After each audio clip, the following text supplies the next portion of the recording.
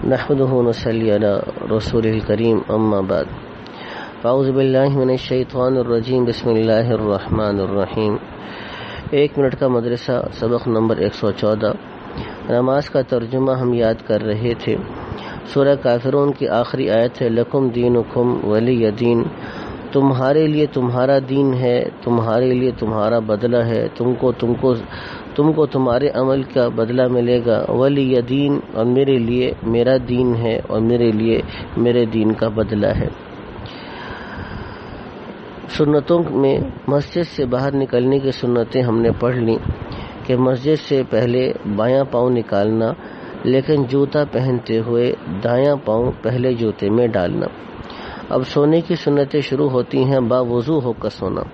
بڑے بڑے گناہ جو بغیر توبہ کے معاف نہیں ہوتے، اور ایک گناہ بھی اوپر سے نیچے گرا دینے یعنی جنت سے جہنم میں لے جانے کے لیے کافی ہے، مگر اللہ تعالیٰ جس پر فضل فرمائے۔ شراب بنانا، شراب بنوانا، شراب کا بیچنا، گناہوں کے نقصانات جو انسان کو پیش آتے ہیں، اللہ کی رحمت سے نا امیدی ہو جاتی ہے اور مرتے وقت بھی کلمہ پڑھنے کی توفیق نہیں ہوتی۔ گناہ سے دل پر ایک سیاہ دھبا لگ جاتا ہے جو توبہ سے مٹ جاتا ہے، ورنہ بڑھتا ہی رہتا ہے، جس سے قبول حق کی صلاحیت ختم ہو جاتی ہے۔